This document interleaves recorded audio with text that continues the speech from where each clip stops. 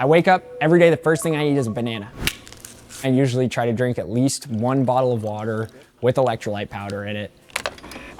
I usually have a coffee, double shot espresso is my go-to right now. I'm very conscious about trying not to let my energy, leak out into any other distractions, especially the morning of. Even though I'm a very chatty and lively person, if I'm very nervous or think that a workout's gonna be difficult, I'll be very quiet. I'm very zen, very zoned in. Jerry will tell us maybe 5 to 10 minutes before we go what we're actually doing. The only thing we find out the night before is where we're gonna be.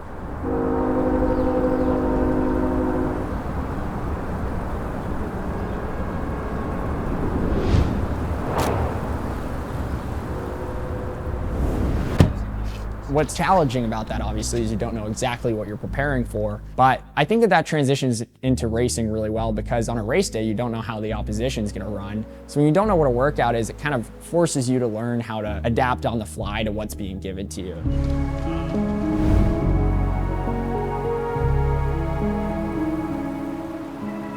The most challenging thing about workouts is the same as racing, which is uncertainty. You don't know exactly how fit you are. You don't know how you're coming off the mileage that you've run.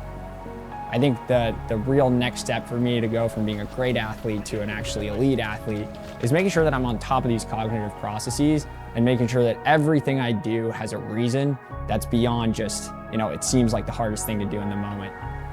Making sure that my mental and my physical are paired together is objectively the best way I could be an athlete.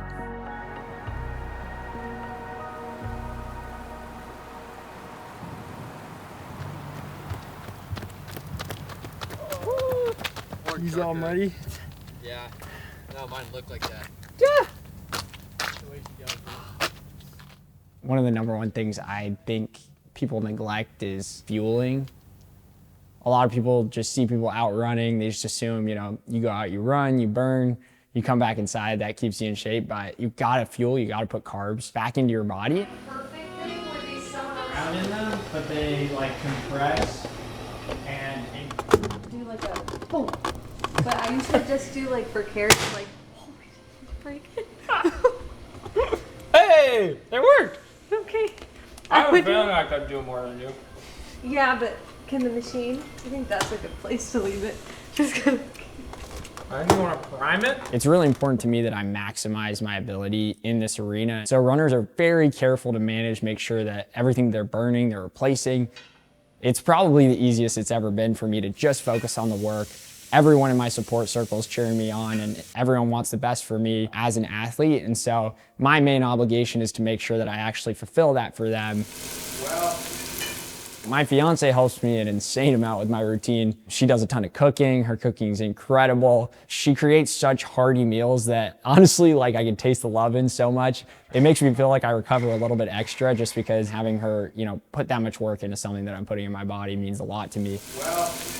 We were actually on our way to a running camp. He pretended that he did not know where his bag was because I also lost my bag.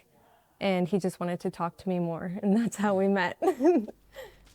Oh my goodness, it's so cool getting to see him chase his dreams. It's so cool getting to watch him embark on this new journey. The training is completely different. A lot of the costs associated with running, the higher up you go, the more isolating those tend to be. Navigating hardships, navigating difficulties is going to make your relationship stronger. We get to spend more time together, which might seem hard to believe. He gets to help me with all of my school stuff and then just, life. And then I get to help him with his marathon build. I get to help him with his social media presence. It's very symbiotic. You always want to spend more time with your best friend.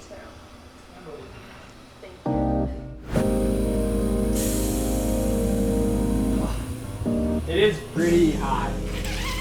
In short, if you train at sea level, your body does not carry as much oxygen throughout it. You don't have as much hemoglobin in your body, so you're not able to transport oxygen to your muscles when you need it. That's why people go up to altitude, they live in hypoxic environments. You basically give your body less oxygen, so it gets better at transporting it. So that's why I use an altitude tent, to kind of simulate that environment and bridge the gap between here and an altitude environment.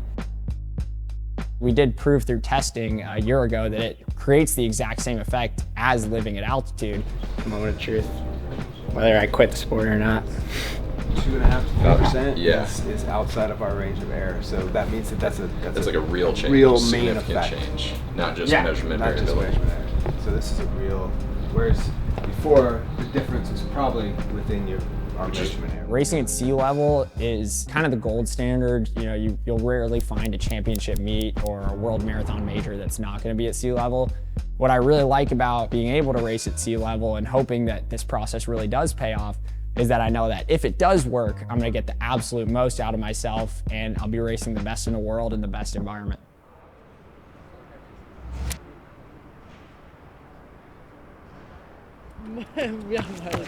We're definitely doing a little bit of a taper right now.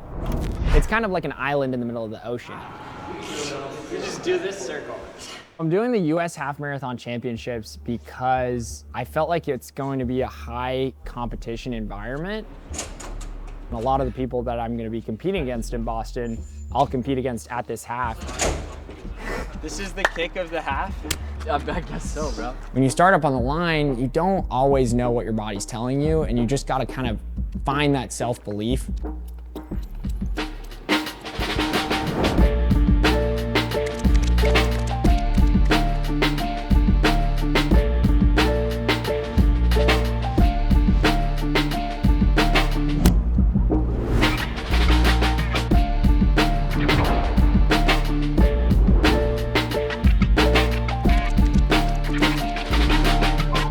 I've never done a race before a marathon. I'm very curious to find out for myself, you know, why do other athletes do this? Kind of a peek behind the curtain. How is the body doing? How am I physiologically? Is there anything we need to change or adjust going into Boston, you know, with that 7 weeks of runway that we then have after the half?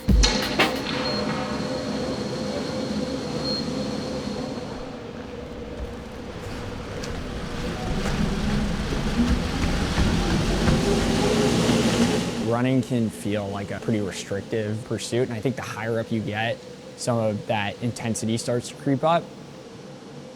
I'm trying to make sure I have as much fun with the process as possible, remember the reasons why I started in the first place, and then that way I won't lose touch with myself just by taking this as seriously as I can.